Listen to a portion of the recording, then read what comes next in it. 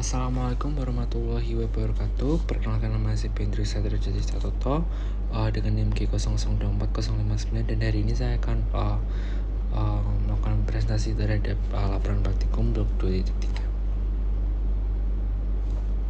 Untuk soal yang pertama, jelaskan struktur pembentuk sirkulus Wilisi mulai dari bagian anterior hingga posterior. Sebutkan juga fungsinya dalam menjaga perfusi serebral saat terjadi sumbatan pada salah satu arteri besar. Jadi sirkulus Wilisi sendiri terdiri dari arteri cerebri media yang bercabang menjadi arteri cerebri anterior, dan arteri cerebri anterior dihubungkan oleh arteri communicans. Jadi arteri carotid interna bercabang menjadi arteri communicans posterior, lalu nyambung ke arteri cerebri posterior. Jadi bawah dua arteri vertebralis bergabung menjadi arteri basilaris, lalu akan bercabang lagi menjadi arteri cerebri posterior. Selanjutnya, sirkulus arteriosus Wilisi berfungsi sebagai sistem anastomosis berbentuk cincin yang menghubungkan arteri carotid interna dan arteri vertebralis di dasar otak, sehingga memungkinkan distribusi darah yang merata ke kedua hemisfer cerebri. Nah, fungsi sirkulus ini adalah menjaga perfusi serebral saat terjadi sumbatan pada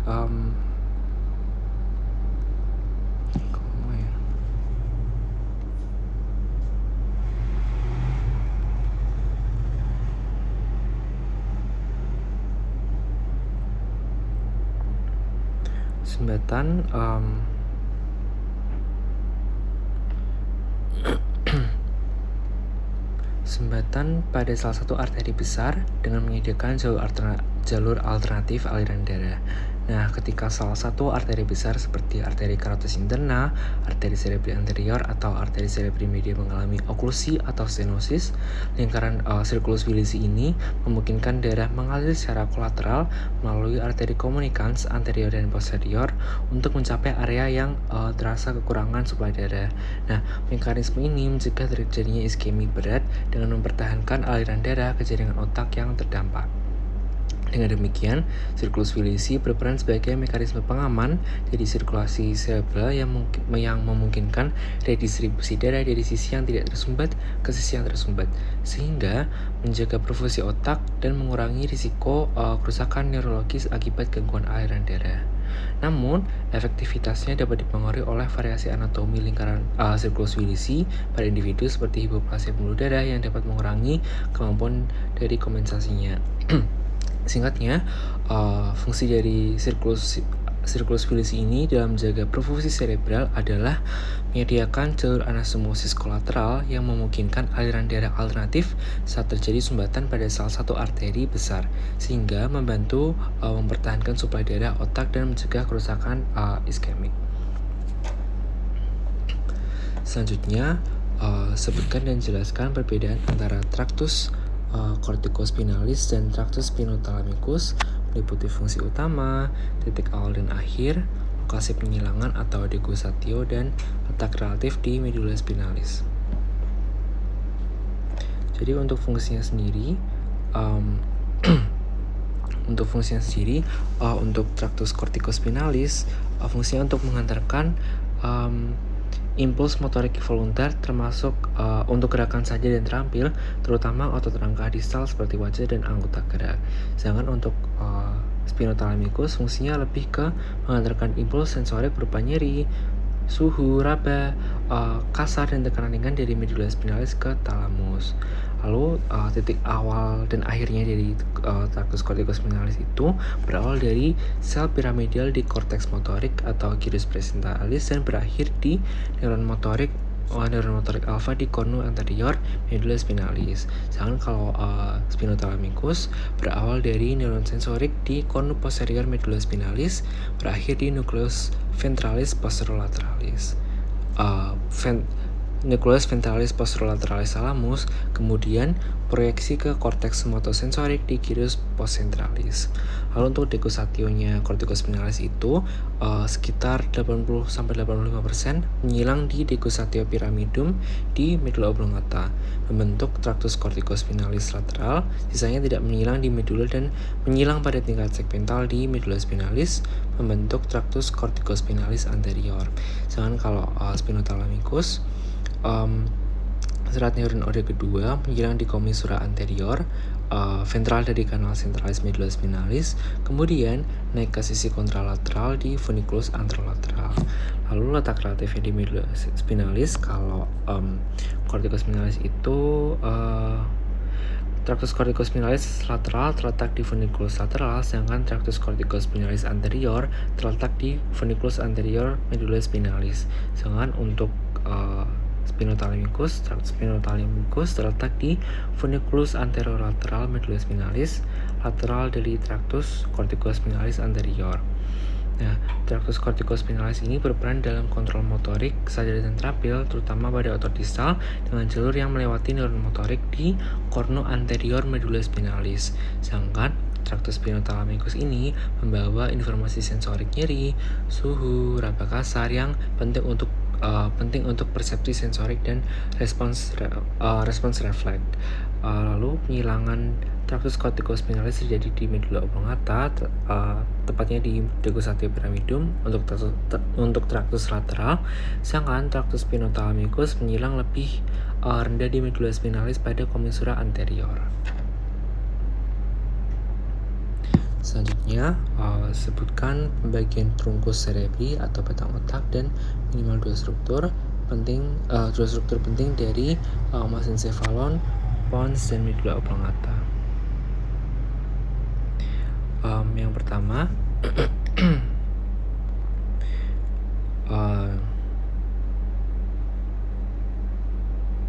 jadi di sini ada pedunculus cerebri. Pedunculus cerebri ini jadi substansia nigra akan membagi pedunculus cerebri menjadi crus cerebri pada pares anterior dan tegmentum pada pares posterior. Lalu crus cerebri pares perlima lateral terbentuk dari fibrae temporopontines, fibrae parietopontines, fibrae corticobulbares lateralis, sedangkan untuk 3/5 mediolateralnya terdiri dari fibrae corticospinalis atau tractus pyramidalis, dan pares perlima medialnya terbentuk oleh fibrae corticopontines, fibrae corticobularis medialis. Selanjutnya pada tegmentum mesencephali, jadi tegmentum mesencephali adalah struktur yang jelas pada tegmentum adalah nukleus ruber. Nah, nukleus ini adalah nukleus ini kalau pada potongan prepat yang segar akan berwarna merah muda karena kandungan verum yang tinggi. Selain itu, pada bagian ini juga terdapat lemniscus lateralis yang tampak memasuki colliculus inferior untuk jaras pendengaran. Colliculus inferior merupakan relay station untuk jaras pendengaran menuju thalamus pada corpus geniculatum medial. Lalu ada substansia nigra sendiri yang merupakan nukleus motorik yang besar yang terletak di antara tegmentum dan crus cerebri. Nah, warna yang gelap itu adalah karena akibat pigmen melanin yang terkandung di dalam badan sel saraf. Nah, substansi nigra ini merupakan komponen yang penting pada sistem motorik ekstrapiramidal dan memiliki hubungan dengan ganglia basalis. Nah, substansia nigra ini terdiri dari pars compacta dan pars reticularis. Pada pars compacta, neuronnya berpigmen neuromelanin. Nah, pigmen ini adalah hasil sampingan dari pembuatan dopamin. Dopamin sendiri berfungsi pada lintasan dopaminergic nigrostriatal. Lalu ada juga pars reticularis yang terletak di sebelah ventral dari pars compacta. Nah, pars reticularis ini mengandung neuron yang tidak berpigmen. Selanjutnya di tengah-tengah juga ada fossa interpeduncularis yang merupakan dataran di antara pedunculus cerebri. Fossa interpeduncularis ini ditembus oleh fasa darah arteria centralis posteromedialis sehingga akan membentuk daerah yang berlubang-lubang yang disebut substantia perforata posteriora. Nah, di daerah ini juga akan jadi tempat keluarnya nervus 3 yang akan membentuk suatu alur yang disebut sulcus nervi oculomotorii. Selanjutnya juga ada aqueductus mesencephalic yang menghubungkan ventriculus tertius dengan ventriculus quadratus. Selanjutnya pada pons, beberapa struktur penting yang bisa ditemukan adalah sulcus bacillaris pontis yang ada di tengah-tengah sini, sulcus bulbopontinus, dan angulus pontocerebellaris. Nah, pons ini juga merupakan tempat keluarnya dari cranial nervus 8, 7, 6, dan 5. Selanjutnya dari medula oblongata, beberapa struktur penting yang bisa ditemukan di sini adalah piramis, yaitu penonjolan karena pendesakan dari tractus piramis atau correcus spinalis. Selain itu juga ada oliva, yaitu penonjolan karena pendesakan dari nucleus olivarius yang inferior. Selanjutnya, sulcus ventrolateral atau anterolateral dilewati oleh nucleus nervi vagus dan terdapat juga decussatio pyramidum yang merupakan tempat memisahnya tractus pyramidum. Sedangkan pada dorsal dari medula oblongata sendiri merupakan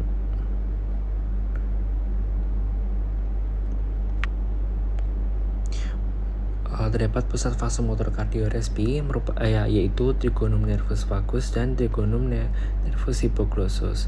Lalu juga ada fasciculus cuneatus yang mengatur somatomotorik ekstremitas atas.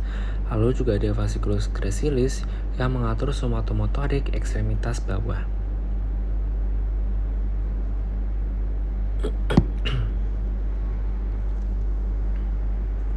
Selanjutnya, jelaskan asal-usul nukleus dan fungsi dari 3 nervus cranialis motorik murni, dari cranial nervus 3, 4, dan 6, serta akibat lesi pada upper motor neuron dan lower motor neuronnya.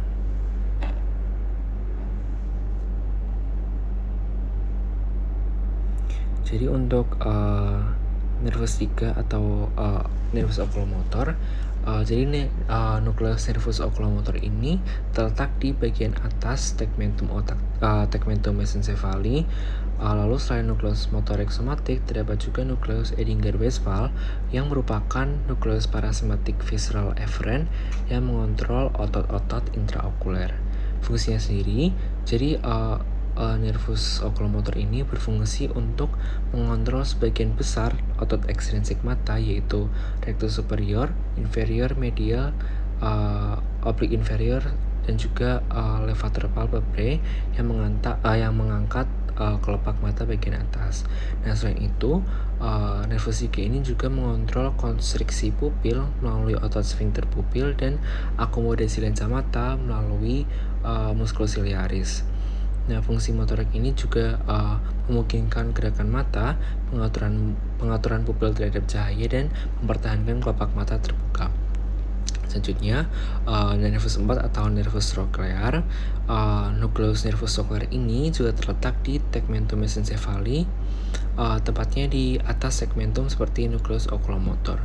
Nah, fungsinya nervus trochlear ini berfungsi sebagai saraf motorik somatik yang menginervasi otot oblik superior mata yang berperan dalam menggerakkan bola mata ke bawah dan keluar.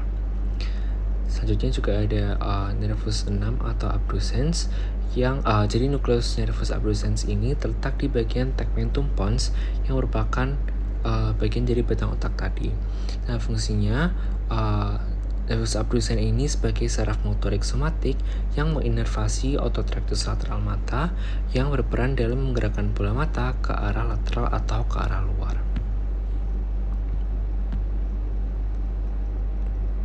Jadi kalau misal ada lesi, contoh lesi pada lesi upper motor neuron dari cranial nervus 3, 4, 6. Jadi upper motor neuron untuk saraf nervus cranialis ini berasal dari korteks motorik dan jalur kortikobulbar menuju nukleus batang otak. Lesi upper motor neuron biasanya menyebabkan kelemahan atau kelumpuhan yang bersifat spastik dengan refleks yang masih ada atau hiperrefleksia. Nah, pada saraf cranialis motorik seperti nervus 3, 4, dan 6, lesi upper motor neuron jarang menyebabkan kelumpuhan yang nyata karena banyak nukleus mendapat suplai bilateral atau kedua sisi korteks sehingga efeknya seringkali ditemukan ringan atau tidak simetris. Nah, jika terjadi, dapat menyebabkan gangguan gerakan bola mata yang bersifat parsial dan kontralateral, misalnya kesulitan menggerakkan mata ke arah tertentu, tetapi tidak menyebabkan kelumpuhan total otot yang diinervasi. Sedangkan untuk lesi lower motor neuron dari cranial nervus 3, 4, dan 6, jadi lower motor neuron ini adalah neuron yang berasal dari nukleus saraf cranialis di batang otak menuju otot efektor. Dan kalau terjadi lesi dari cranial nervus 3, 4, dan 6 itu bisa menyebabkan kelumpuhan otot yang diinervasi secara ipsilateral dan lengkap. Nah, akibat lesi lower motor neuron dari nervus oculomotor antara lain adalah ptosis atau kelopak mata turun karena otot levator palpebra superior lumpuh sehingga mata tergantung ke lateral dan bawah karena otot-otot lain tidak berfungsi. Nah, selanjutnya juga pupil nanti akan melebar atau terjadi mitiasis dan tidak responsif karena otot sphincter pupil terganggu. Lalu, lesi pada nervus 4 atau nervus koklear akan menyebabkan kesulitan menurunkan mata saat melihat ke media, sehingga pasien seringkali mengeluhkan penglihatan ganda, terutama pada saat menunduk, contohnya saat membaca atau turun tangga. Sedangkan kalau lesi pada lower motor neuron nervus abducens akan menyebabkan kelumpuhan musculus rectus lateral sehingga mata tidak dapat bergerak ke lateral, menyebabkan diplopia saat bergerak ke samping.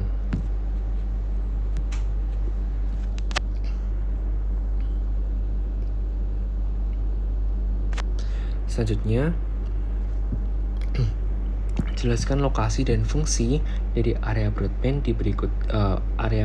berikut ini. Yang pertama ada area 4, area 1, 2, 3C, area 44 dan 45, dan area 22.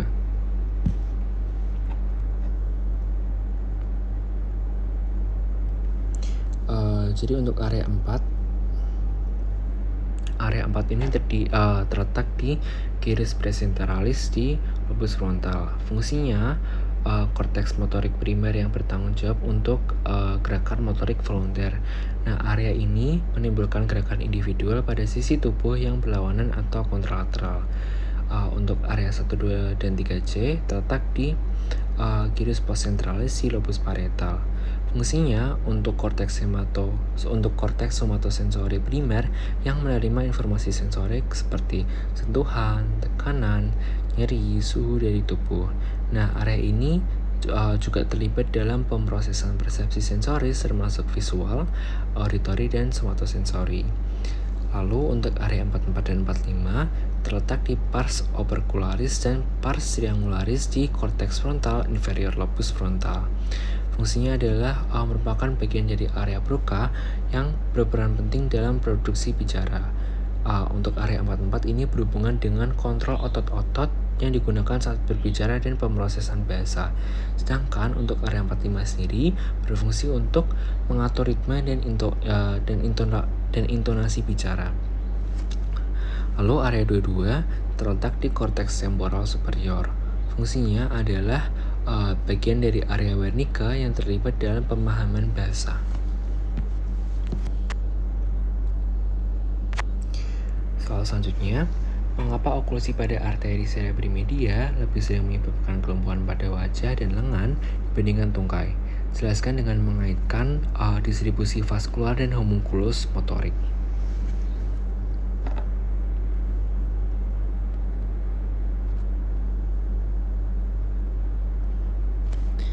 Jadi, oklusi pada arteri cerebri media lebih sering menyebabkan kelumpuhan pada wajah dan lengan dibandingkan tungkai karena distribusi vaskular arteri cerebri media dengan representasi motorik pada homunculus motorik di korteks cerebri. Jadi arteri cerebri media adalah arteri terbesar dan paling kompleks yang mensuplai sebagian besar permukaan lateral hemisfer cerebri, termasuk area korteks motorik dan sensorik yang mengontrol wajah, lengan, dan sebagian besar tubuh bagian atas. Arteri cerebri media juga mensuplai cabang perforator yang memasok kapsula interna dan ganglia basalis yang merupakan area penting untuk motorik descending. Lalu yang terkait dengan homunculus motoriknya, pada korteks motorik primer di lobus frontal, khususnya di area gyrus presentralis, memiliki representasi somatotopik tubuh yang dikenal sebagai homunculus motorik. Nah, pada homunculus ini, area wajah dan lengan terletak di bagian lateral dari korteks cerebri, sedangkan area tungkai terletak di lebih medial yang disuplai oleh arteri cerebri anterior, bukan arteri cerebri media. Jadi karena arteri cerebri media mensuplai area lateral korteks motorik yang mengontrol wajah dan lengan, oklusi dari arteri cerebri media akan menyebabkan gangguan perfusi dan kerusakan pada area ini, sehingga manifestasi kelumpuhan akan lebih dominan pada wajah dan lengan. Sebaliknya, tungkai yang istilahnya diwakili oleh area medial cortex lebih banyak dipersuplai oleh arteri cerebri anterior, sehingga kelumpuhan tungkai lebih jarang terjadi karena oklusi arteri cerebri media. Jadi kelumpuhan wajah dan lengan, intinya kelumpuhan wajah dan lengan lebih sering terjadi pada oklusi arteri cerebri media, karena arteri cerebri media mensuplai area korteks motorik lateral yang mengontrol bagian tubuh tersebut, sedangkan tungkai yang diwakili di area medial cortex lebih banyak dipersuplai oleh arteri cerebri anterior. Oleh karena itu, distribusi vaskular arteri cerebri media yang dominan pada area lateral korteks motorik lebih menjelaskan pola kelumpuhan yang khas ini. Selanjutnya, jelaskan mekanisme kompensasi vaskular yang terjadi jika terdapat oklusi pada arteri karotis interna kiri dengan mengaitkan struktur sirkulus Willesi yang terlibat.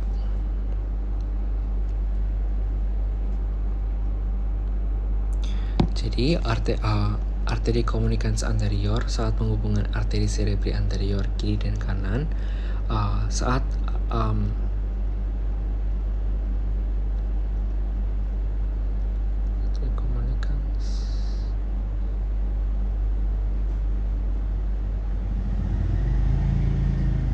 arteri komunikans posterior tersumbat dari arteri komunikans tersebut, dari arteri komunikans tersebut yang kanan mengalir melalui arteri komunikans anterior yang kanan, melintasi arteri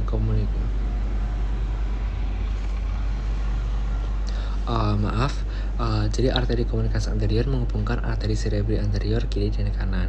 Nah, ketika arteri cerebri inferior tersumbat,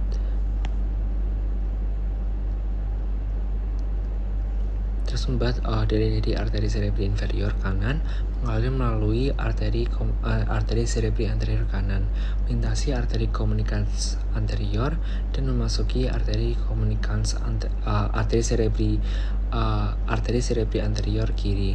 Nah, dari sini darah dialirkan secara retrograde ke arteri cerebri media ipsilateral melalui percabangan kortikal. Nah, proses ini mempertahankan perfusi di area yang biasanya dipersuplai oleh arteri cerebri inferior kiri, termasuk korteks motorik dan sensorik lateral. Nah, studi angiografi menunjukkan bahwa peningkatan diameter arteri komunikans anterior secara signifikan terkait dengan aliran kolateral yang lebih efektif. Nah, pada pasien dengan oklusi arteri cerebri inferior, diameter arteri komunikans anterior rata-rata meningkat menjadi 1,5 sampai 2 mm dibandingkan 1 mm pada individu sehat, yang memfasilitasi aliran silang yang lebih besar.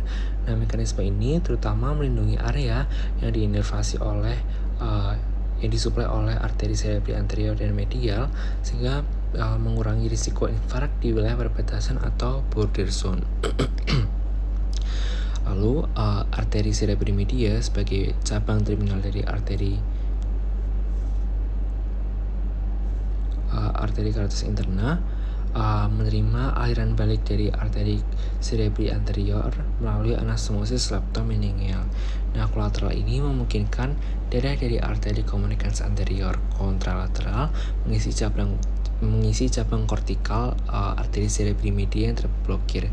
Meskipun alirannya lebih lambat dan berisiko menyebabkan iskemi jika tekanan perfusi tidak memadai. Mungkin sekian yang bisa saya sampaikan. Apabila ada kekurangan atau kesalahan mohon dimaafkan. Terima kasih. Wassalamualaikum warahmatullahi wabarakatuh.